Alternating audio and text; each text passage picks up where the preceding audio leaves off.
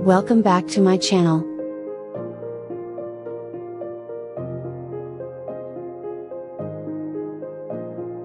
Jill Dando was born on November 9th. She was an English journalist, television presenter and newsreader at BBC. She was the corporation's Personality of the Year in 1997. Jill was born at Ashcombe House Maternity Home in Weston-super-Mare, Somerset. She was the daughter of Jack Dando and Winifred Mary Jean Hockey. Her mother died of leukemia aged 57. Her older brother Nigel worked as a journalist for BBC Radio Bristol before retiring.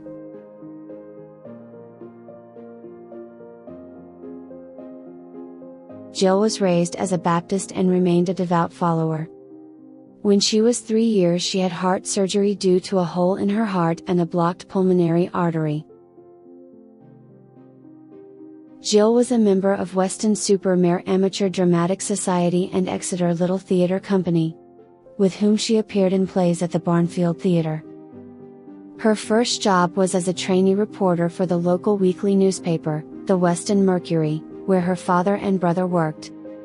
After 5 years as a print journalist, she started to work for the BBC, becoming a newsreader for BBC Radio Devon. Then she transferred to BBC South West, where she presented a regional news magazine programme. Later she moved into London to present BBC television news, specifically the short on the hour bulletins that aired on both BBC One and BBC Two.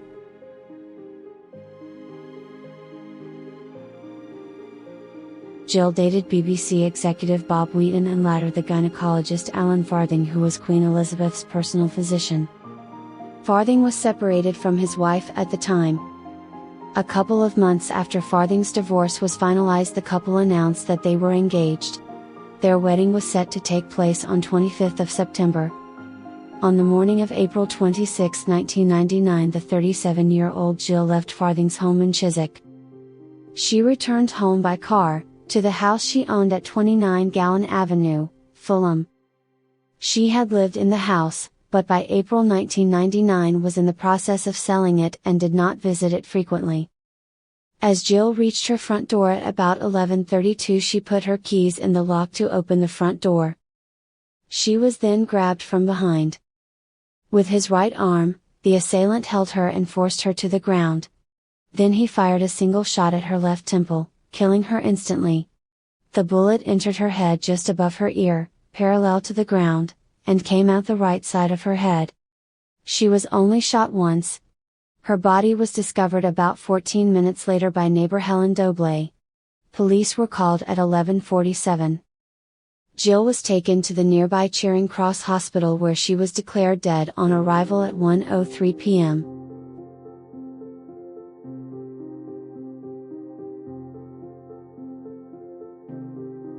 At the time of her death, her television work included co-presenting the BBC One programme Crime Watch with Nick Ross.